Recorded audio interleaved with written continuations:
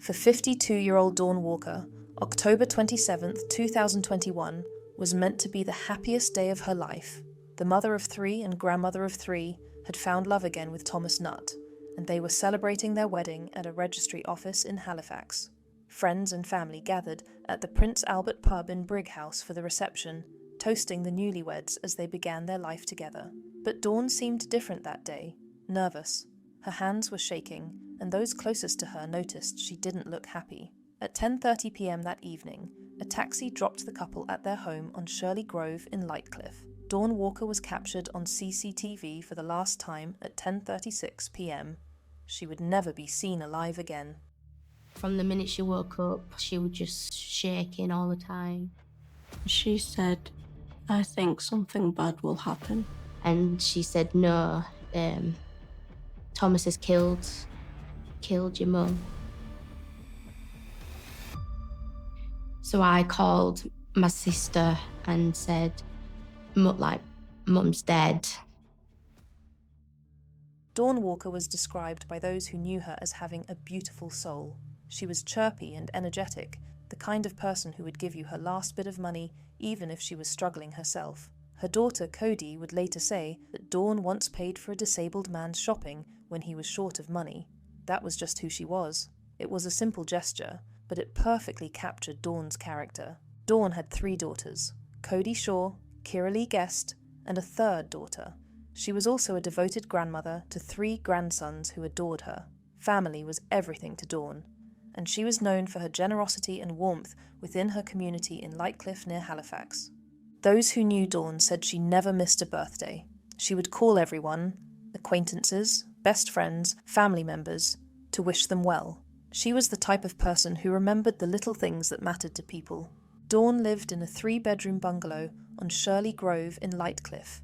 The area was home to many young families, and Dawn had integrated well into the community since moving there. She was known locally for selling Avon and Tupperware products, which gave her an excuse to chat with neighbours and build friendships. Within weeks of moving to Shirley Grove, she had held a barbecue to meet her new neighbours. This was typical Dawn, always reaching out, always wanting to connect with people. But behind her bright smile, Dawn was fighting her own battles. She suffered from bipolar disorder and depression, conditions that affected her daily life but never dimmed her generous spirit. These mental health struggles would later be cruelly weaponized against her by the very man who was supposed to protect her. The close-knit community that surrounded Dawn would later rally around her family when tragedy struck. Neighbours had collected £5,000 for her funeral costs, showing just how much she was loved and respected in the area. But in the months leading up to her death, some of those same neighbours had become increasingly concerned about what they were witnessing at 33 Shirley Grove. Dawn met Thomas Nutt in late 2018 or early 2019. What started as a relationship quickly became something much darker. I think she just wanted somebody to be with her and love her, really. And that's when it started. Her daughter, Kira Lee, would later tell a court that Nutt moved in with her mother very, very quick, and that everything kind of spiraled from there. For Dawn's family, this was the beginning of a nightmare that would last 3 years and end in the most horrific way imaginable. Thomas Nutt was 45 years old when he met Dawn, but his history of violence stretched back decades. He'd first been convicted of grievous bodily harm when he was just 17 years old. In the 1990s, he'd served long prison sentences for robberies. In the early 2000s, he'd spent 16 weeks in jail for deliberately driving into another woman's car in a road rage incident. Between 2005 and 2015, Nutt had been in a relationship with Kimberly Alcock. They met at a travelling fairground in Retford, Nottinghamshire, and moved in together shortly afterwards. Their relationship would produce 3 children and a decade of escalating violence. For the first few years, Kimberly said, Nutt was lovely to her, never violent or aggressive, but that changed after their first child was born. Just 2 days after Kimberly gave birth, the couple had a disagreement about their baby's name. Nutt simply went mad, she later told Bradford Crown Court. He punched her repeatedly in the face, took her phone, and refused to let her leave the house. The violence continued throughout their relationship. In 2009, he attacked her again, but but it was the final assault in 2015 that showed just how dangerous Thomas Nutt could be. Kimberly described how he grabbed her by the throat whilst she was in bed, strangling her whilst punching her. He dragged her out of bed and continued the assault, restricting her airways until she thought she was going to die. Kimberly described Nutt as having a deep hatred of women and being a Jekyll and Hyde character. She said he could be very loving and pleasant, but when he lost his temper, he would go mad. When that happened, he would become so focused on his anger that nothing would get through to him and nothing would calm him down. After the 2015 assault, Nutt was convicted and Kimberly was granted a restraining order, but even then, his control continued. Whilst she was living in a safe house, he somehow managed to send 3 smashed Easter eggs with the message, "Did the kids enjoy Easter? I've had restraining order after restraining order just to keep us safe from him," Kimberly would later say. He's a psychopath. When Dawn Walker entered into a relationship with Thomas Nutt, the warning signs were there from the very beginning. Dawn's daughter Kira Lee was just 18 when she was essentially kicked out of the family home because of her arguments with Nutt. She said he didn't like women and respected men more than he respected women, and wouldn't shout at men. The controlling behaviour escalated quickly. Neighbours noticed that Dawn and Nutt were arguing constantly. When Kira Lee returned from Egypt for a holiday in 2020, she found her mother was ill and Nutt was shouting at her, telling Dawn she was a different person because her daughter was there. And it was like a holiday from hell. He started shouting in my mum's face upstairs. He was following her everywhere. And I got tired of it, so I went upstairs and started arguing with Thomas about how he needed to respect my mum. His facial features just changed, his eyes widened, and he pinned me up against a wall. He's then gripped my head and smashed it against a corner of a wall. By 2020, the violence had begun. Neighbours saw Dawn with a massive black eye and cuts to her face. Her lips and cheeks were cut and heavily swollen. It was clear to everyone who saw her that she'd been badly beaten. In August 2020, Nutt nearly killed Dawn in an attack so severe that she told others he'd nearly killed her. He was arrested and charged, but Dawn eventually retracted her statements and the charges were dropped. But perhaps the most chilling incident occurred on August 25th, 2021, just 2 months before their wedding. A neighbour, Malcolm Crawshaw, heard noises coming from Dawn's house around 4:30 in the morning. When he went to investigate, he found Dawn in clear distress. Nutt appeared at the top of the stairs and claimed Dawn was having an asthma attack, but Dawn looked directly at her neighbour and said, "Don't believe him, he's trying to kill me." She later told friends that her ribs were killing her, and that "he's broke my ribs." Once again, Nutt was arrested. Once again, Dawn retracted her statements. The cycle of violence, arrest, and retraction was becoming predictable. Each time, the system failed to protect Dawn because she was too afraid to follow through with the charges. And each time, Nutt's confidence grew that he could continue his abuse without consequence. In July 2020, Dawn had reached out to someone who could understand what she was going through. Kimberly Alcock, Nutt's ex-partner. Dawn had discovered that Kimberly had a restraining order against Nutt and wanted to know why. Kimberly told Dawn everything. She showed her photographs of the injuries Nutt had inflicted on her and warned Dawn about his violent temper. Most importantly, she told Dawn, "He will end up killing you one day. Get out." Dawn confided in Kimberly that Nutt scared the hell out of her. The two women stayed in contact over social media, with Dawn occasionally reaching out when things were particularly bad. After the August 2020 attack, Dawn told Kimberly that Nutt had nearly killed her, but then she said she loved him. Kimberly's last message to Dawn was asking if she was going to be okay. Dawn never replied.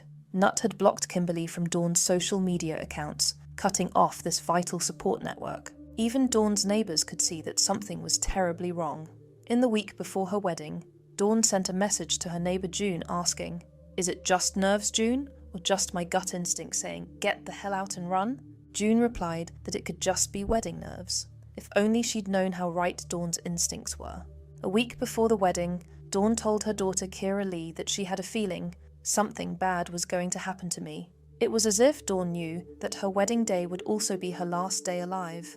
October 27th, 2021, should have been a celebration. Dawn Walker and Thomas Nutt were married at a registry office in Halifax, surrounded by friends and family who believed they were witnessing the start of a new chapter in Dawn's life. The ceremony was followed by a reception at the Prince Albert pub in Brighouse, where guests toasted the newlyweds and wished them happiness. But those who attended the wedding noticed that something wasn't quite right. Dawn seemed nervous and was visibly shaking throughout the day. She didn't look like a happy bride. Instead, she appeared anxious and distracted, as if she was going through the motions rather than celebrating one of the most important days of her life. Friends and family later described Dawn as looking uncomfortable and unhappy on what should have been her special day. Some put it down to wedding nerves. After all, getting married is a big step for anyone. But others sensed that Dawn's anxiety went deeper than typical pre-wedding jitters. The celebration continued into the evening, with guests unaware of the drama that was about to unfold. Music played, drinks flowed, and people danced, creating memories of what they thought was a joyous occasion. None of them knew they were attending what would essentially become Dawn's wake. At around 10:30 p.m, as the evening was winding down, the newlyweds decided to head home. They called a taxi to take them back to their house on Shirley Grove in Lightcliffe. The journey was short, just a few miles from the pub to their home. The taxi driver later told police that the couple seemed quiet during the journey. There was no conversation, no laughter, none of the excitement you might expect from newlyweds heading home after their wedding celebration. Instead, there was an atmosphere of tension that even a stranger could sense. At 10:36 p.m, the taxi pulled up outside 33 Shirley Grove. CCTV cameras captured the moment Dawn Walker stepped out of the vehicle and walked towards her front door. It would be the last time she was ever seen alive. Within hours, the woman who had just celebrated her wedding would be dead at the hands of the man she had just married. Neighbour Malcolm Crawshaw was in his living room around 11 p.m. when he heard noises coming from next door. The sounds were concerning. Not the usual domestic noise you might expect from a couple returning from their wedding celebration, but something more disturbing. For about an hour, Malcolm heard bumps and thumps coming through the walls, but crucially he heard no voices. There were no shouts, no screams, no sounds of conversation or argument. This suggested that whatever was happening next door was one-sided, that Dawn had been quickly overpowered and was unable to cry out for help. Sometime between 11 p.m. and midnight on her wedding night, Dawn Walker was murdered by the man she had just married. The woman who had walked down the aisle just hours earlier, who had exchanged vows and rings, who had been toasted by friends and family, was now lying dead in her own bedroom. What Thomas Nutt did to Dawn Walker on their wedding night was an act of unimaginable brutality. The post-mortem examination would later reveal that Dawn had suffered extensive injuries in a violent assault. The forensic evidence showed that Dawn had been beaten and then strangled with considerable force. The pathologist determined that the attack had been deliberate and sustained. Evidence also showed that Dawn had tried to defend herself, but at 52 years old and much smaller than Nutt, she was no match for his size and strength. The attack appeared to have taken place in the bedroom, which meant that Dawn was cornered with no escape route. She would have been trapped, unable to flee or call for help. What made the murder even more chilling was that it took place just hours after Dawn and Nutt had exchanged wedding vows. The man who had promised to love and cherish her had instead killed her in their bedroom. After murdering his wife, Nutt faced a practical problem: what to do with her body. His solution revealed the cold, calculating nature of his character. Rather than calling for help or showing any remorse for what he had done, he immediately began planning how to cover up his crime. What Thomas Nutt did after murdering his wife was almost as shocking as the murder itself. He embarked on what prosecutors would later call a ghastly charade designed to cover up his crime and deflect suspicion. First, he hid Dawn's body in a kitchen cupboard. At 1 a.m. on October 28th, just hours after murdering Dawn, he sent text messages from her mobile phone to her daughter. The messages were clearly not from Dawn. They were not in the language or style of her mother. Nutt spent the early hours washing clothes that he had worn on the night Dawn died. CCTV later captured him at 5:10 p.m. hanging washing in the back garden, clothes that had been washed just hours after his wife's murder. Then, in a grotesque mockery of a honeymoon, Nutt travelled alone to Skegness with their caravan. He told neighbours and friends that Dawn had wanted to go on their honeymoon as planned. All the while, Dawn's body remained hidden in the kitchen cupboard at their home. On October 31st, Halloween, Nutt returned and spent the morning putting up Halloween decorations around the house, including police tape. Dawn's corpse was still hidden inside. When Dawn failed to appear for a planned meeting with her daughter at a Wilko store, Nutt made a 999 call at lunchtime reporting her missing. He told police that Dawn had mental health problems and painted himself as the worried husband who had no idea where his wife could be. The performance that Thomas Nutt put on after reporting Dawn missing was particularly cruel. He took Dawn's daughter Kira Lee and her young son out to search for Dawn, knowing all along that she was dead and hidden in their house. Kira Lee would later describe the horror of this experience. So now that I know what happened when I was in Mum's house feeding my son, she was in the cupboard.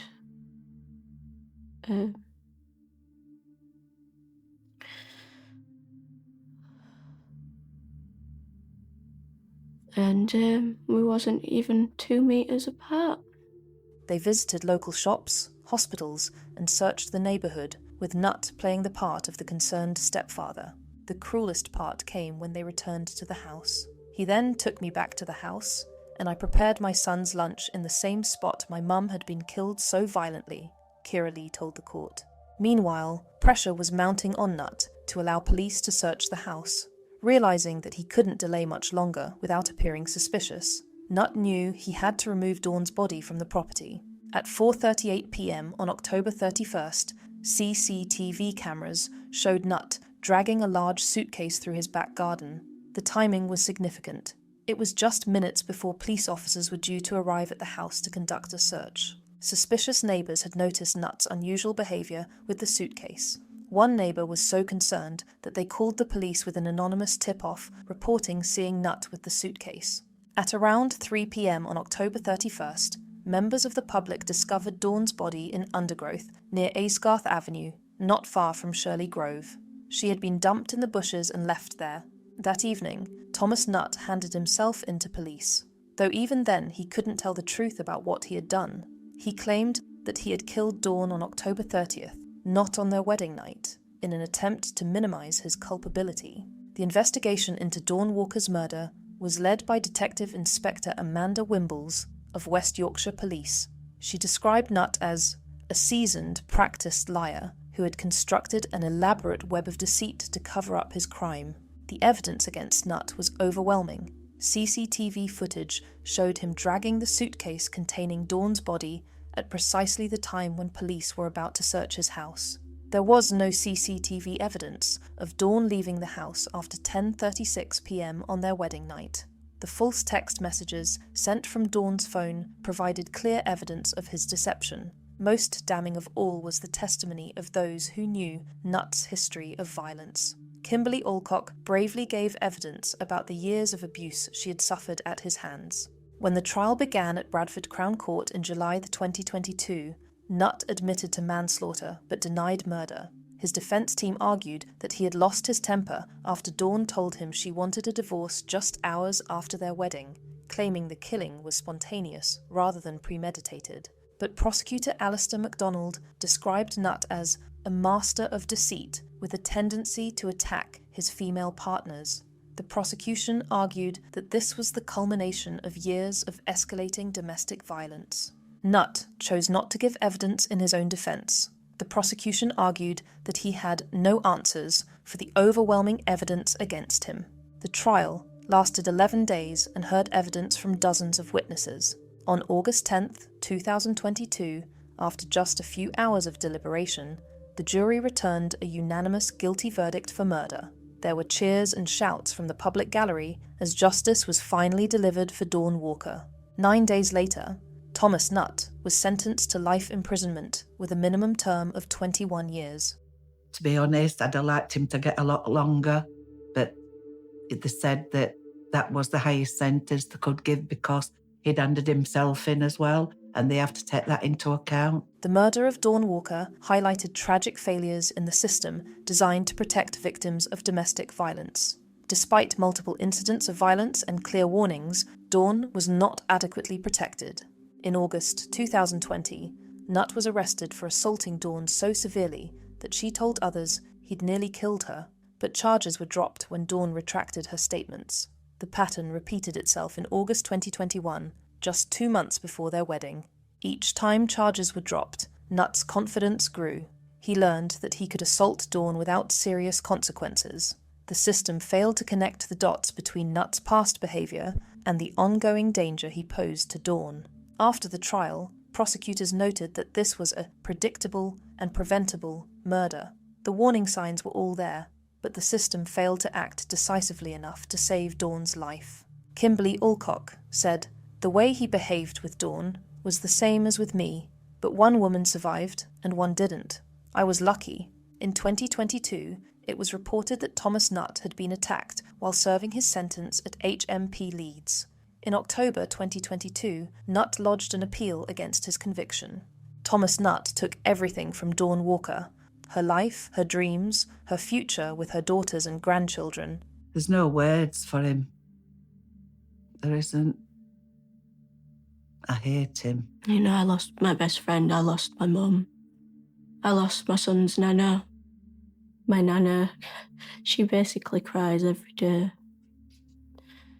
You know, my sister struggles to sleep.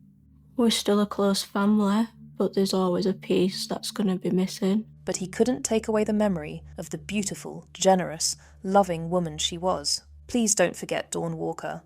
Remember her not for how she died, but for how she lived, with kindness, generosity, and love for everyone around her. Her light may have been extinguished too soon, but her memory will endure in the hearts of all those who knew and loved her. If you or someone you know is experiencing domestic violence, please reach out for help. Call the National Domestic Violence Helpline or contact your local police. Dawn Walker's death was preventable. Let's make sure her story helps prevent others from suffering the same fate.